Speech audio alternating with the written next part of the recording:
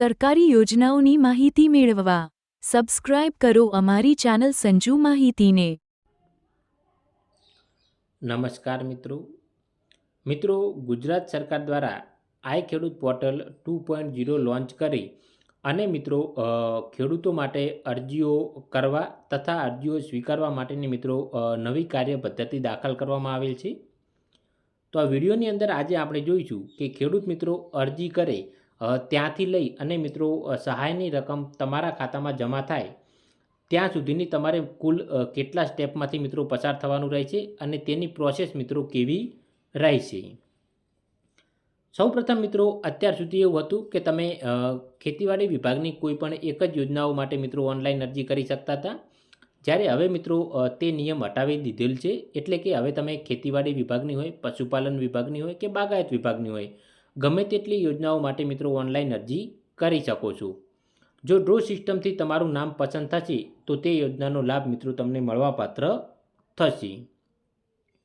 સૌપ્રથમ મિત્રો તમારે જે યોજનાનો લાભ લેવાનો હોય તે યોજનાની મિત્રો આઈ ખેડૂત પોર્ટલ પર ઓનલાઈન અરજી કરવાની રહેશે। આ અરજી મિત્રો ઓટો ઇન્વર્ડ થશે। તમારે મિત્રો કોઈ પણ વિભાગની યોજનાની અંદર ઓનલાઈન અરજી કરો છો તે અરજી મિત્રો તમારે જમા કરાવવાની જરૂર નથી। તમારે તે અરજીની પ્રિન્ટ કાઢી અને પોતાની પાસે રાખવાની રહેશે। જ્યારે તમને પૂર્વ મંજૂરી મળે ત્યારબાદ મિત્રો તમારે કાગળો જમા કરાવવાના થશે। તો મિત્રો અરજી ઇન્વર્ટ થયા બાદ સરકાર દ્વારા એટલે કે જે તે કચેરી દ્વારા તેની મિત્રો પાત્રતા અથવા તો બિનપાત્રતા નક્કી કરવામાં આવશે। એટલે કે તમે જે યોજના માટે ઓનલાઈન અરજી કરેલી છે તે યોજનામાં મિત્રો તમે અગાઉ લાભ લીધેલો છે કે નથી લીધેલો તેની મિત્રો ચકાસણી કરવામાં આવશે। જો તમે લાભ નથી લીધેલો તો મિત્રો તમારી પાત્રતાની અંદર સમાવેશ કરવામાં આવશે। જો અગાઉ તમે તે યોજનાનો લાભ લીધેલો છે તો તમારી સમાવેશ મિત્રો બિનપાત્રતાની અંદર કરવામાં આવશે। અને જે અરજીઓ બિનપાત્રતાની અંદર એટલે કે ડિસ્ક્વોલિફાય થશે તેને મિત્રો ડ્રો સિસ્ટમ કરતી વખતે ધ્યાનમાં લેવામાં આવશે નહીં। ત્યારબાદ મિત્રો સરકાર દ્વારા જે ઇન્વર્ટ થયેલ અરજીઓ અને પાત્રતા ધરાવતી અરજીઓ બંને માટે મિત્રો કમ્પ્યુટરાઇઝ ડ્રો કરવામાં આવશે અને ત્યારબાદ મિત્રો એક અગ્રતા યાદી તૈયાર કરવામાં આવશે। અને તે અગ્રતા યાદીની અંદર જે પણ ખેડૂત મિત્રોના નામ હશે તે તમામ ખેડૂત મિત્રોને લેખિતમાં તથા એસએમએસથી મિત્રો જાણ કરવામાં આવશે। જો તમારી અરજી મિત્રો મંજૂર થશે તો અરજદારના સરનામે તેને મિત્રો લેખિતમાં જાણ કરવામાં આવશે। ત્યારબાદ મિત્રો જે તમે યોજનાની અંદર ઓનલાઈન અરજી કરેલી હોય તેના માટે પૂર્વ મંજૂરીના દિવસથી તમને 30 દિવસ, 60 દિવસ અથવા તો મિત્રો 90 દિવસની જે યોજનાની અંદર તમે ઓનલાઈન અરજી કરેલી હશે તેના માટે દરેક યોજના માટે મિત્રો અલગ અલગ સમય મર્યાદા આપવામાં આવશે।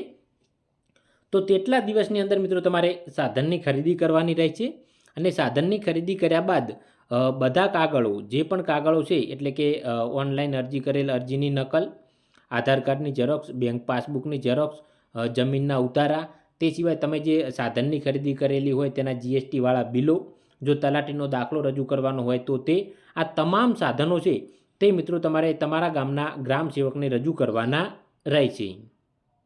અને રજૂ કર્યા બાદ મિત્રો જે ગ્રામ સેવક હશે તેની મિત્રો ભૌતિક ચકાસણી કરવામાં આવશે। એટલે કે તમે જે સાધનની ખરીદી કરેલી છે તેની મિત્રો ભૌતિક ચકાસણી કરી અને ગ્રામ સેવક દ્વારા મિત્રો તેનું સ્ટેટસ અપડેટ કરવામાં આવશે।